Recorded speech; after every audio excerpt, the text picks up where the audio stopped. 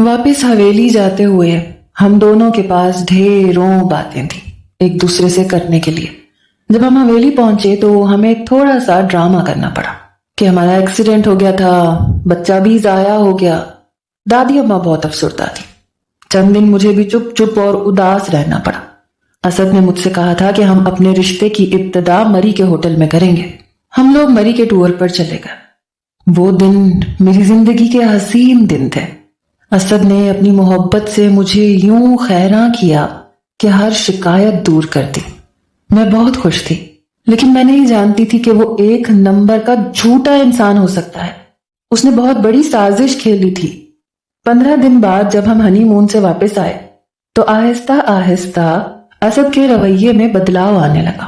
ان دنوں وہ بابا سائیں اور تایا سائیں کے ساتھ گاؤں کے معاملات دیکھ رہا تھا۔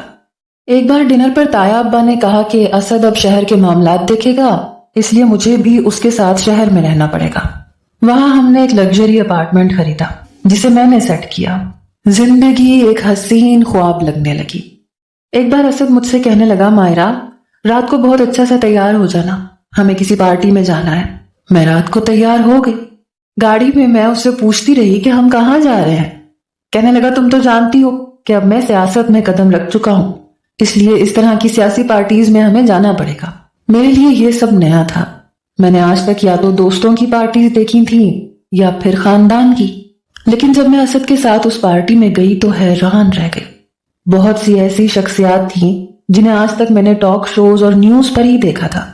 سب کے ہاتھوں میں شراب تھی، ان کی بیویوں نے مہنگے سے مہنگے برانڈڈ کپڑے پہنے ہوئے تھے، اور وہاں وہ فخر سے سب یہی بتا رہی تھیں کہ یہ پرس 2 لاکھ کا ہے، جوتا 3 لاکھ کا، سوٹ 10 لاکھ کا۔ اسد نے میرا تعارف بھی بہت سے لوگوں سے کروایا، لیکن سچی بات تو یہ ہے کہ مجھے یہ سب اچھا نہیں لگ رہا تھا۔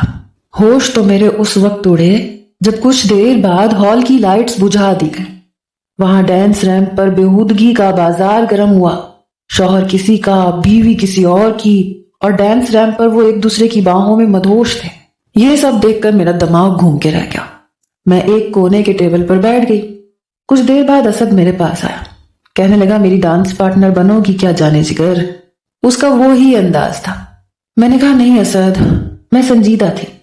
وہ میرے پاس کرسی کھینچ کر بیٹھ گیا۔ کہنے لگا، کیا مسئلہ ہے Maira? Every thing is okay?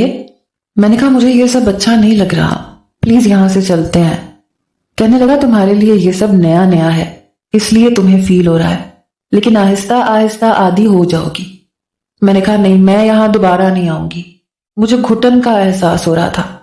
کہنے لگا، اچھا بات کی بعد میں دیکھی جائے گی، ابھی تو میرا ساتھ دو پلیز۔ میں نے کہا، نہیں، میں یہ سب نہیں کروں گی، پلیز اسد۔ وہ کہنے لگا، ٹھیک ہے، تو کیا میں کسی اور کو ڈانس پارٹنر بنا لوں؟ اس کے اس سوال پر میں نے اسے گھور کے دیکھا۔ کہنے لگا، اوکے، نہیں کرتا کسی کے ساتھ ڈانس۔ اسد اکیلا ہی ڈانس ریمپ پر ڈانس کرنے لگا، جب ایک نوجوان نشے سے چور میرے پاس آ کر کھڑا ہو گیا۔ مجھ سے کہنے لگا، کیا آپ میری ڈانس پارٹنر بنیں گی؟ اس نے اپنا ہاتھ میری جانب بڑھا کر مجھ سے پوچھا۔ میں نے کہا، نہیں۔ وہ ڈھیٹ شخص کرسی کھینچ کر میرے سامنے بیٹھ گیا۔ کہنے لگا، پلیز، میں آپ کے ساتھ ڈانس کرنا چاہتا ہوں، اور مجھے انکار سننے کی عادت نہیں ہے۔ شراب کے ساتھ ساتھ شاید اسے دولت کا نشہ بھی اچھا خاصا چڑھا ہوا تھا۔ میں نے اپنا رخ بدل لیا۔ کہنے لگا، اتنا بھی کیا نخرہ پریٹی وومن، کم آن، تمہیں خوش کر دوں گا۔ یہ کہہ کر اس نے میرا ہاتھ پکڑ لیا۔ میں اس شخص سے اپنا ہاتھ چھڑوانے لگی، لیکن وہ مجھے زبردستی اپنے ساتھ ڈانس ریمپ پر لے جانے کی کوشش کرنے لگا۔ میں نے اس کے منہ پر تھپڑ مار دیا، لیکن میوزک کا شور اس قدر زیادہ تھا کہ کسی کو کسی کی ہوش نہ تھی۔ میں اسد کو پکارنے لگی۔ وہ شخص کہنے لگا، اوہ یو بلڈی۔ یہ کہتے ہوئے اس نے مجھے دونوں بازوؤں سے پکڑا۔ اس سے پہلے کہ وہ اپنی جہالت کا مظاہرہ کرتا، اسد وہاں پہنچ گیا۔ کہنے لگا، اے مسٹر، چھوڑو میری بیوی کو۔ اس نے اس شخص کے ہاتھوں سے مجھے آزاد کروایا۔ وہ کہنے لگا، اس نے میرے منہ پر تھپڑ مارا ہے۔ میں نے کہا، یہ زبردستی مجھے ڈانس ریمپ پر لے کر آیا ہے۔ اسد نے اس نوجوان کو گرے باندھ سے پکڑ لیا۔ اسد نے کہا، تمہاری ہمت کیسے ہوئی میری بیوی کو ہاتھ لگانے کی؟ وہ اتنی زور سے دھاڑا کہ اس کے شور سے ڈی جے نے میوزک بند کر دیا۔ پورے ہال کی لائٹس آن ہو گئی۔ نوجوان نشے میں چور تھا۔ کہنے لگا، تم جانتے نہیں میں ہوں کون؟ اسد کہنے لگا، تم جو کوئی بھی ہو، آج کے بعد میری بیوی کو ہاتھ لگایا تو تمہیں چھوڑوں گا نہیں۔ میں بالکل اسد کے پیچھے چھپی ہوئی تھی۔ میں نے اسد کو اس سے پہلے اتنے غصے میں نہیں دیکھا تھا جتنا وہ آج تھا۔ اس نوجوان نے بھی اسد کا گریبان پکڑ لیا۔ اس سے پہلے کہ دونوں دستوں گریباں ہوتے، دوسرے لوگوں نے ان کو پیچھے ہٹایا۔ اسد نے میرا ہاتھ پکڑا، غصے سے مجھے باہر لے آیا۔ واپسی پر میں پورا راستہ روتی رہی اور وہ غصے سے ڈرائیونگ کرتا رہا۔ کہنے لگا دوبارہ ایسی کسی پارٹی میں نہیں جاؤ گی تم۔ میں خود بھی جانا نہیں چاہتی تھی، لیکن یہ اندازہ ہو گیا تھا کہ اسد مجھ سے کتنی محبت کرتا ہے۔ بے شک وہ سیاست میں آ چکا تھا، لیکن دوسرے لوگوں کی طرح شراب کو ہاتھ نہیں لگائی تھی، نہ ہی دوسروں کی بیویوں کو اس نے باہوں میں لیا تھا۔ مجھے بہت بھروسہ تھا۔ دل میرا اس وقت ٹوٹا جب میں نے اس کا موبائل اٹھایا پہلی بار، تو اس پر کوڈ لگا ہوا تھا۔ اس نے آج تک کبھی اپنے موبائل پر کوڈ نہیں لگایا تھا۔ اکثر وہ بیزی ہوتا تھا تو کہہ دیتا تھا کہ جس کی بھی کال ہے اٹھا کے بول دو میں گھر پہ نہیں ہوں۔ اکثر میں اس کے میسیجز بھی دیکھ لیتی تھی۔ عام بیویوں کی طرح جو ہر بیوی کے شوہر کے لیے کچھ چھوٹے موٹے شکوک و شبہات ہوتے ہیں، میرے دل میں بھی آتے تھے۔ کبھی کبھی جب میں اس کا فون دیکھ کر میسج چیک کر رہی ہوتی تو وہ مجھے دیکھ کر ہنسنے لگتا، کہنے لگتا مائرہ تم بھی نا بالکل عام بیویوں جیسی ہو۔ مجھے تو لگا تھا کہ تم کبھی بھی میرا موبائل چیک نہیں کرو گی۔ میں نے کہا کرنا پڑتا ہے، اتنا اندھا بھروسہ میں نہیں کر سکتی، اور مرد ذات پر تو بالکل بھی نہیں کر سکتی۔ وہ ہنس کر کہنے لگا کہ ڈھونڈ لو جو بھی تمہیں میرے موبائل میں ڈھونڈنا ہے، لیکن ملے گا کچھ نہیں، کیونکہ نہ تو میرے فون میں کوئی اور ہے اور نہ دل میں۔ ہر جگہ صرف ایک ہی لڑکی ہے اور وہ ہے مائرہ اسد۔ 6 مہینے میں جتنی محبت اس نے مجھے دی تھی، میرے دل سے شک تک ختم ہو گیا تھا۔ کہتا تھا میں اپنے موبائل پر کبھی کوڈ لگا ہی نہیں سکتا، میری زندگی کھلی کتاب کی طرح ہے، جو کچھ ہے سب کچھ تمہارے سامنے ہے۔ اس لیے آج موبائل پر کوڈ دیکھ کر مجھے تعجب ہوا۔ وہ نہانے واش روم میں گیا ہوا تھا۔ واش روم سے باہر آیا، تولیہ باندھے مجھے دیکھنے لگا۔ میں مختلف قسم کے کوڈ موبائل پر لگا کر اسے کھولنے کی کوشش کر رہی تھی۔ جب وہ میرے پاس آیا تو میرے گلے میں اپنی دونوں باہیں ڈال دیں۔ کہنے لگا یہ کیا کر رہی ہو؟ میں نے کہا تم نے موبائل لاک کیوں کیا ہے؟ کہنے لگا تم بھی نا یار۔ یہ کہتے ہوئے اس نے ایک ہاتھ سے موبائل پکڑا اور بیڈ پر پھینک دیا۔ ایسے موقع پر موبائل کو نہیں دیکھتے، شوہر کو دیکھتے ہیں اور اس کی محبت کو دیکھتے ہیں۔ کیا تمہیں میری محبت میں کوئی کمی نظر آئی؟ شک کرتی ہو مجھ پر؟ دیکھو اگر تم شک کرو گی تو اپنی زندگی میں خود مشکلات پیدا کرو گی، کیونکہ شک کا علاج کسی کے پاس نہیں، اور شوہر کے پاس تو بالکل بھی نہیں۔ میں نے اس کے دونوں بازو اپنے کندھے سے ہٹانے چاہے، لیکن اس نے میری کوشش کو ناکام کیا۔ کہنے لگا اگر یقین نہیں ہے تو بتاؤ مجھے، ابھی تمہیں یقین دلا دیتا ہوں۔ اس کی شوخ باتوں پر میں اکثر چپ کر جاتی تھی۔ آفس جانے سے پہلے اور آفس سے واپس آ کر وہ لازمی مجھے اپنے ساتھ لگاتا تھا، میرے ماتھے پر بوسہ دیتا تھا اور ہر بار ایسا ہی کرتا تھا۔ مجھے لگا کہ شاید میں خامخواہ اس پر شک کر رہی ہوں۔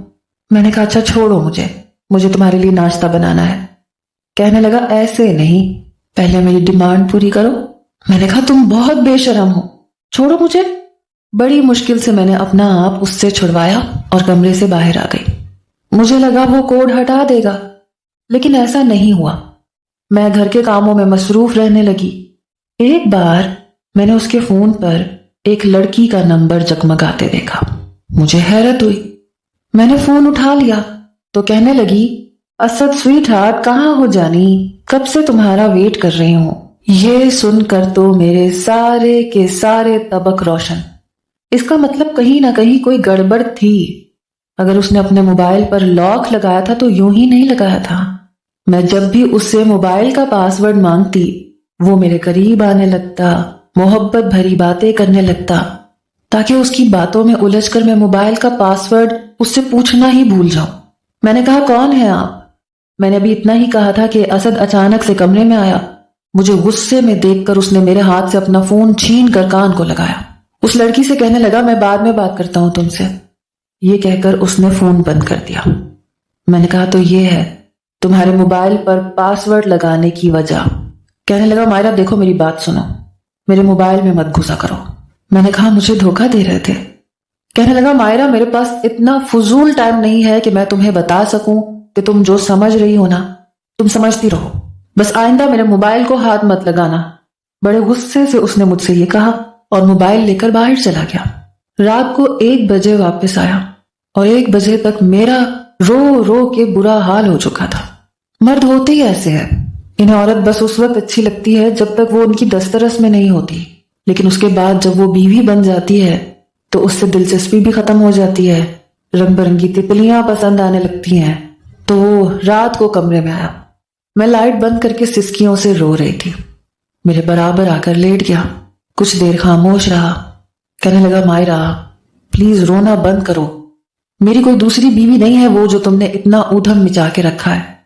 یار جس معاشرے میں ہم رہتے ہیں وہاں مرد عورت کے بیچ صرف ایک ہی رشتہ نہیں ہوتا۔ میں نے کہا شٹ اپ، ایسے بہانے میرے سامنے تو تم مت بناؤ تو بہتر ہے۔ میں جانتی ہوں کہ ہمارے معاشرے میں مرد عورت کام کاروبار کرتے ہیں، آپس میں بات چیت بھی ہوتی ہے، لیکن بات کرنے کے کچھ طریقے ہوتے ہیں۔ ایک لڑکی فون کر کے تمہیں سویٹ ہارٹ کہتی ہے، تمہیں جان کہتی ہے، اور تم کہتے ہو کہ وہ تمہارا بزنس لنک ہے۔ میری بات یاد رکھنا، میں ان لڑکیوں میں سے نہیں ہوں جو چپ چاپ یہ سب کچھ برداشت کروں گی۔ میں ابھی دادی اماں کو فون کرتی ہوں، بتاتی ہوں ان کو کہ ان کا پوتا کیا کر رہا ہے۔ یہ سن کر کہنے لگا اف میرے خدایا، کہنے لگا تمہیں سمجھانا بہت مشکل کام ہے، رونا تو بند کرو۔ اس سے پہلے کہ وہ میرے قریب آتا میں نے اسے پیچھے جھٹک دیا۔ میں نے کہا میرے پاس مت آنا۔ کہنے لگا پھر کس کے پاس جاؤں؟ فون والے کے پاس چلا جاؤں؟ برداشت کر لو گی؟ میں نے کہا اسد پلیز، میں اس وقت مذاق کے موڈ میں نہیں ہوں۔ کہنے لگا میں بھی نہیں ہوں، 6 مہینے ہو گئے ہمارے ساتھ کو، مجھے بچہ چاہیے، سمجھا کرو۔ میں نے کہا مجھے چھوڑو، وہ مجھے اپنی گرفت میں لے چکا تھا۔ کہنے لگا ایسے کیسے چھوڑ دوں؟ پھر میرے بال سہلانے لگا، کہنے لگا پلیز مجھ پر اعتبار کرو، میں صرف تمہارا ہوں، بس کچھ مسئلے مسائل ہیں تمہیں ابھی نہیں بتا سکتا۔ میں نے کہا کیوں نہیں بتا سکتے؟ کہنے لگا نہیں بتا سکتا نا یار، کیوں ضد کر رہی ہو؟ جانتی ہو میں نے تم سے شادی کیوں کی تھی؟ کیونکہ تم الگ قسم کی لڑکی تھی۔ اب تم ایسے عام بیویوں والی حرکتیں مت کرو، مجھے سمجھنے کی کوشش کرو، میں ابھی تمہیں کچھ نہیں بتا سکتا، لیکن پلیز یہ پولیس والوں کی طرح میری تفتیش مت کیا کرو۔ میں نے یہ سب کچھ بھی برداشت کر لیا۔ میں نے سوچا کہ وہ جھوٹ نہیں بول رہا ہوگا، واقعی کوئی مسئلہ ہوگا۔ انہی دنوں دادی اماں میرے پاس گاؤں سے شہر میں آ کر رہنے لگی، کیونکہ وہ بیمار رہنے لگی تھی اور اکثر انہوں نے ڈاکٹر کے پاس جانا ہوتا تھا۔ کہنے لگی کہ تم دونوں کیا گھر سے گئے؟ گھر کی تو ساری رونق ہی ختم ہو گئی، بیماری تو بہانہ ہے، میں تم لوگوں کے ساتھ ہی رہنا چاہتی تھی۔ دادی اماں کے آنے سے میں کافی بہل گئی تھی، ان سے باتیں کرتی رہتی۔ شروع سے میں نے اپنی ماں کی محبت اپنی دادی سے ہی پائی تھی، اس لیے ان کے ساتھ میرا رشتہ الگ سا تھا، اور وہ مجھے بہت زیادہ محبت کرتی تھیں، اسد سے بھی زیادہ۔ ایک بار میں دادی اماں کو چیک اپ کے لیے ہسپتال لے کر جا رہی تھی۔ ان کا چیک اپ کروانے کے بعد جب میں واپس جا رہی تھی، گائناکالوجسٹ کے OPD سے میں نے اسد کو ایک لڑکی کے ساتھ باہر نکلتے دیکھا۔ وہ لڑکی رو رہی تھی، اسد اسے اپنے ساتھ لگا کر تسلی دے رہا تھا، کہہ رہا تھا سب کچھ آرام سے ہو جائے گا، تم فکر مت کرو۔ اس کے ساتھ میرے برابر سے گزر کے چلا گیا اور اسے احساس تک نہیں ہوا کہ میں بھی وہیں کھڑی ہوں۔ وہ جا چکا تھا۔ دادی اماں نے بھی توجہ نہ دی، ورنہ وہ اس کے کان پکڑ لیتی۔ میں نے دادی اماں کو باہر ویٹنگ ایریا میں بٹھایا۔ میں نے کہا بیٹھے، میں ابھی بس 2 منٹ میں آئی۔ میں اسی گائناکالوجسٹ کے روم میں چلی گئی۔ اس وقت کوئی بھی مریض موجود نہیں تھا۔ کہنے لگی جی کہیے۔ میں نے کہا ابھی جو لڑکی اور نوجوان اس کمرے سے نکلے ہیں وہ کس کام کے لیے آئے تھے؟ کہنے لگی کس کام کے لیے آنا ہے بی بی، پہلے آپس میں تعلقات بنا لیتے ہیں، جب لڑکی پریگننٹ ہو جائے تو آ جاتے ہیں ابارشن کروانے کے لیے۔ یہ نوجوان تھا کسی بڑے وڈیرے کا بیٹا، کافی عیاش قسم کا نوجوان ہے، اب تو سیاست میں بھی قدم رکھ چکا ہے۔ اس نے اس لڑکی کے ساتھ راتیں رنگین کی ہیں، اور یہ لڑکی بھی کسی سیاستدان کی بگڑی ہوئی اولاد ہے۔ میں نے تو صاف منع کر دیا کہ میں یہ کام نہیں کروں گی۔ یہ سن کر مجھے اپنے کانوں پر یقین نہیں آ رہا تھا۔ اس کا مطلب اسد ابھی تک مجھ سے جھوٹ بولتا رہا۔ اپنی کزن کے ساتھ بھی جو کچھ اس نے کمرے میں کیا تھا وہ اس کی عیاشی کا ہی منہ بولتا ثبوت تھا۔ ہو سکتا ہے اسے بعد میں مجھ سے بھی محبت ہو گئی ہو، یا شاید ضد میں شادی کی ہو، لیکن جانتا تھا کہ خاندان کی ہوں اس لیے چھوڑ نہیں سکتا، اور اتنا بھی اندازہ ہو گیا تھا کہ میں چپ رہنے والوں میں سے نہیں ہوں۔ اس کی زیادتیاں چپ چاپ نہیں سہا کروں گی، اور نہ ہی میرا باپ ان میں سے ہے جو بیٹی کے ساتھ زیادتی ہونے دے گا۔ میرا باپ، میری دادی میری فیور میں تھے، شاید اسی لیے میرے ساتھ اچھی طرح سے رہتا تھا۔ میں دادی کو لے کر گھر آ گئی، لیکن سوچ چکی تھی کہ اسے ایسی مات دوں گی کہ یاد رکھے گا۔ میں دادی کو لے کر گھر آئی۔ وہ اکثر رات کو 9 بجے آتا تھا، اور جب اسے پارٹی میں جانا ہوتا تھا تو 11 بجے چلا جاتا تھا، پھر کبھی رات کے 2 بجے، کبھی 3 بجے واپس آتا تھا۔ ایک بار وہ 8 بجے واپس آیا تو جیسے ہی مجھے جگانے لگا میں پیچھے ہٹی۔ اس نے حیرت سے مجھے دیکھا، کیونکہ کچھ مہینوں میں کبھی ایسا نہیں ہوا تھا کہ وہ مجھے اپنے ساتھ لگائے اور میں اسے پیچھے کر دوں، یا وہ مجھے بوسہ دے اور میں اسے اجازت نہ دوں۔ میں دادی سے ہی باتیں کرتی رہی اور وہ مجھے خشمگین نظروں سے دیکھتا رہا۔ کھانا کھلانے کے بعد میں نے کچن ملازمہ کو سنبھالنے کے لیے کہا اور خود دادی کے پاس جا کر بیٹھ گئی۔ دادی کہنے لگی، بیٹا تمہیں سونا نہیں ہے؟ میں نے کہا، دادی میں آج آپ کے ساتھ سوؤں گی، میرا دل چاہ رہا ہے۔ میں نے بڑے لاڈ سے کہا تو انہوں نے مجھے اپنے ساتھ لگا لیا۔ کہنے لگی، سو جاؤ، کوئی بات نہیں۔ میں دادی کے ساتھ ہی جا کر لیٹ گئی۔ آج کل ویسے بھی اسے بچہ پیدا کرنے کی شدید خواہشیں اٹھ رہی تھیں، اس لیے وہ بالکل بھی پرہیز نہیں کر رہا تھا۔ مجھ سے بھی کہہ چکا تھا، مانتی نہ مانتی، اس سے ناراض ہوتی، لیکن وہ باز ہی نہیں آتا تھا، کیونکہ اسد کو وارث چاہیے تھا، مجھ سے وارث چاہیے تھا، اور دوسری لڑکیوں کے ساتھ ناجائز تعلقات قائم کر کے اپنی نجاتوں کو وہ ختم کروانے کی کوششوں میں تھا۔ مرد ذات بھی بڑی عجیب ہوتی ہے۔ جب دادی کے کمرے میں مجھے 1 گھنٹے سے اوپر گزر گیا تو میرے موبائل پر میسج آنے لگا۔ کہنے لگا، مائرہ کہاں ہو تم؟ جلدی کمرے میں آؤ۔ میں نے کہا، مجھے نہیں آنا، میں دادی کے کمرے میں ہوں اور وہیں سوؤں گی۔ کہنے لگا، تم جانتی ہو نا ہم بیبی پلان کر رہے ہیں، مجھے پریشان مت کرو، کمرے میں آؤ۔ میں نے کوئی جواب نہیں دیا، فون کو وائبریٹ پر لگایا اور سائڈ ٹیبل پر رکھا اور سو گئی۔ کچھ دیر بعد مجھے یوں لگا جیسے مجھے کوئی جھنجھوڑ اڑا ہو۔ میں نے آنکھیں کھول کے دیکھا، اسد تھا، مجھے ہاتھ سے ہلا رہا تھا، کہہ رہا تھا، اٹھو یہاں سے، کمرے میں چلو۔ میں نے اس کا ہاتھ اپنے بازو سے پیچھے کیا اور دادی کی طرف کروٹ لے کر ان کا ہاتھ پکڑ کر آنکھیں بند کر لیں۔ وہ میرے پاس آیا، میرے کان کے قریب آ کر کہنے لگا، شرافت سے میرے ساتھ چلو، ورنہ میں دادی کا بھی لحاظ نہیں کروں گا، یہیں شروع ہو جاؤں گا تمہارے ساتھ۔ میں نے کہا، میں دادی کو جگا دوں گی، جاؤ یہاں سے۔ کہنے لگا، تمہیں تکلیف کیا ہوئی ہے؟ ہوا کیا ہے تمہیں؟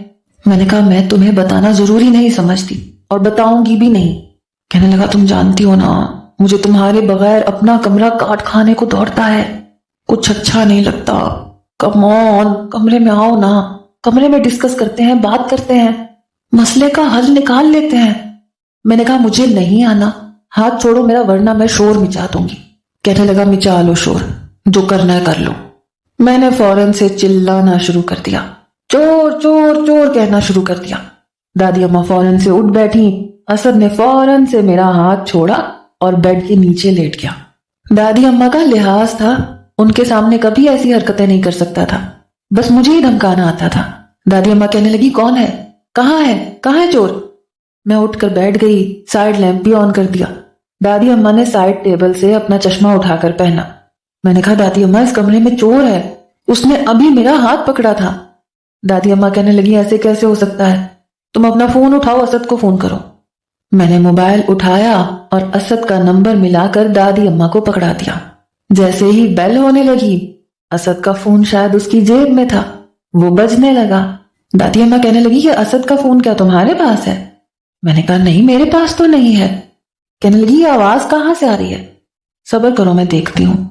وہ بیڈ سے نیچے اتری اور موبائل کی آواز کا تعاقب کرتے ہوئے جیسے ہی نیچے دیکھا تو وہاں اسد موجود تھا۔ دادی اماں کہنے لگی، تم یہاں کیا کر رہے ہو چوروں کی طرح؟ باہر نکلو۔ وہ باہر نکل آیا، لیکن بہت شرمندہ سا۔ دادی اماں کہنے لگی، یہ کیا حرکت ہے؟ چوروں کی طرح کمرے میں کیوں آئے تھے؟ کہنے لگا، وہ مجھے لگا کچھ ہو رہا ہے اس لیے میں دیکھنے آیا تھا۔ دادی اماں نے اس کا کان پکڑ لیا، کہنے لگی، مجھے پتا ہے، ایک دن میری بچی میرے پاس کیا لیٹ گئی، تمہیں تو چین ہی نہیں آ رہا، چلو جاؤ اپنے کمرے میں۔ باہر جانے سے پہلے اس نے اپنے منہ پر ہاتھ پھیر کر مجھے اشارتاً دھمکی دی تھی کہ چھوڑوں گا نہیں۔ صبح مجھے اس کے کپڑے ریڈی کرنے تھے، میں نے سوچا وہ نہا رہا ہوگا میں جلدی سے اس کے کپڑے نکال کر باہر آ جاؤں گی۔ جیسے ہی میں اس کے کمرے میں گئی، وہ واش روم میں تھا۔ میں نے الماری کھولی اور اس کے کپڑے دیکھنے لگی۔ اسی وقت اس نے واش روم کا دروازہ کھٹکھٹایا، کہنے لگا مائرہ تولیہ دو۔ اس کی شروع سے عادت تھی، ہر بار میں کہتی تھی کہ اپنا ٹاول لے کر جایا کرو، نہیں، جاہلوں کی طرح آوازیں دیتا رہتا تھا۔ میں نے بیڈ سے تولیہ اٹھایا اور اس کی طرف بڑھا دیا۔ تولیہ پکڑنے کے بعد اس نے فوراً سے میری کلائی پکڑ لی، کہنے لگا بہت بھاگنا آتا ہے تمہیں، بتاتا ہوں میں تمہیں۔ اس سے پہلے کہ وہ میری کلائی کھینچتا، میں نے کہا اسد پلیز، مجھے ایسا مذاق بالکل پسند نہیں ہے۔ کہنے لگا اچھا پھر کیسا مذاق پسند ہے؟ یہ کہہ کر اس نے واش روم کا دروازہ کھولا۔ میں نے اپنی آنکھیں بند کر لی۔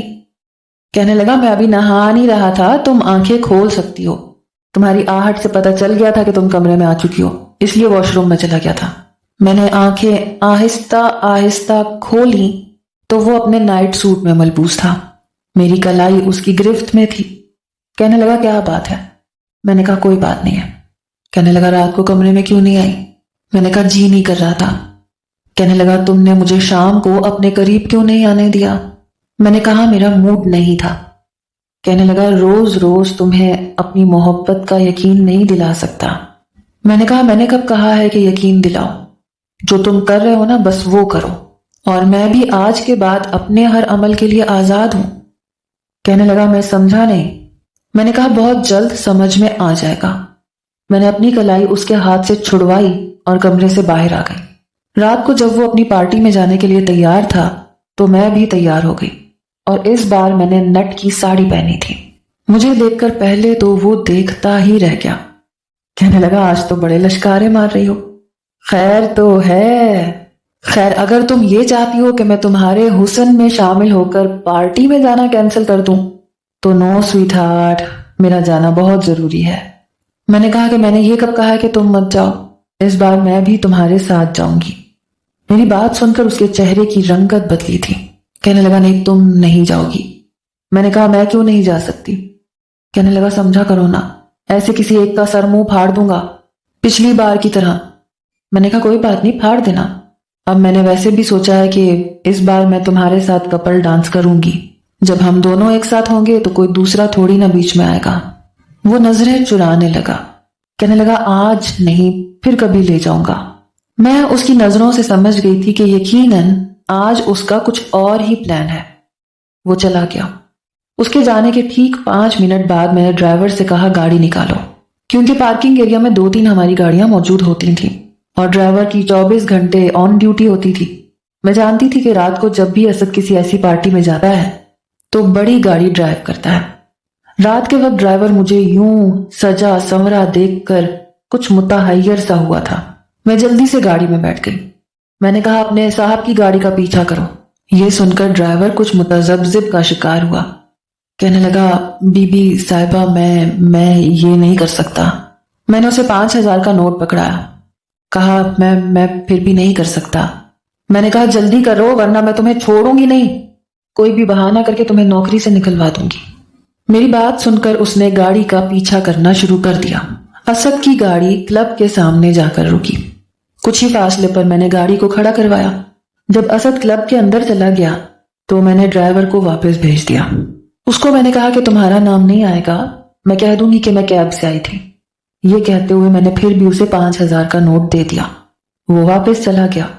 کچھ دیر بعد میں کلب کے اندر داخل ہو گئی تو میں نے دیکھا کہ ایک رومانٹک سے میوزک پر ڈانس ریمپ پر وہ ایک لڑکی کے ساتھ کپل ڈانس کر رہا تھا جس نے بڑی بے باک قسم کی ساڑی پہن رکھی تھی۔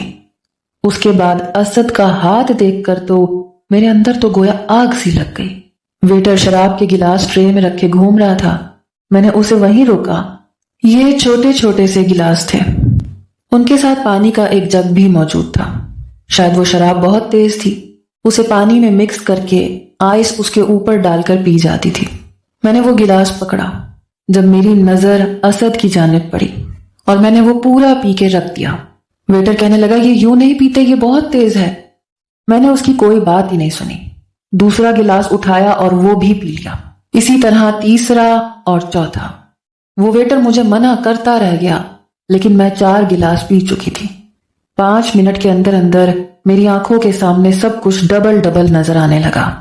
تبھی میں نے دیکھا کہ کچھ فاصلے پر مجھے وہی نوجوان نظر آیا جس نے پہلے مجھے ڈانس کی آفر کی تھی اور میں نے اس کے منہ پر تھپڑ مار دیا تھا۔ اسد سے بھی اس کا کافی جھگڑا ہو گیا تھا۔ میرے دل میں اس وقت بدلے کا احساس بہت بڑھ گیا تھا۔ میں لڑکھڑاتے قدموں کے ساتھ اس نوجوان کے پاس پہنچی۔ میرے بال کھلے ہوئے تھے، تیار بھی خوب ہوئی تھی۔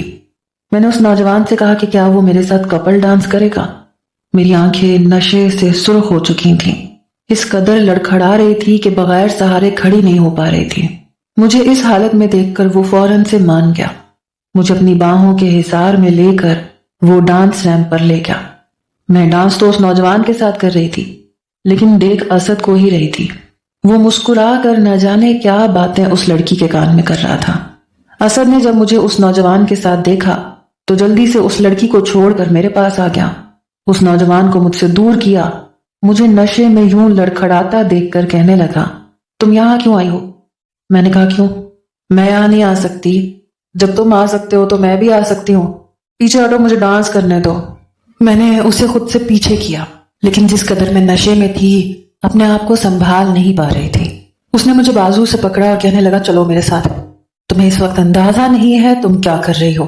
میں نے کہا مجھے سب پتا ہے اسد، مجھے چھوڑ دو، مجھے اس لڑکے کے ساتھ ڈانس کرنا ہے، آخر میں بھی تو ایک سیاستدان کی بیوی ہوں، اگر تم دوسروں کی بیویوں کے ساتھ ناچ سکتے ہو تو میں کیوں نہیں، چھوڑو مجھے۔ وہ مجھے کلب سے باہر لے آیا، لیکن اب میں بالکل مدہوش ہو چکی تھی، چل بھی نہیں پا رہی تھی۔ ایک اذیت تھی جو ہر عورت کو ہوتی ہے کہ اس کا شوہر کسی دوسری عورت کو خود پر ویسے ہی حرام سمجھے جیسے وہ دوسرے مرد کو خود پر سمجھتی ہے۔ میں رو بھی رہی تھی۔ جب اسد نے دیکھا کہ میں نشے سے بے حال ہو چکی ہوں تو مجھے گود میں بھر لیا۔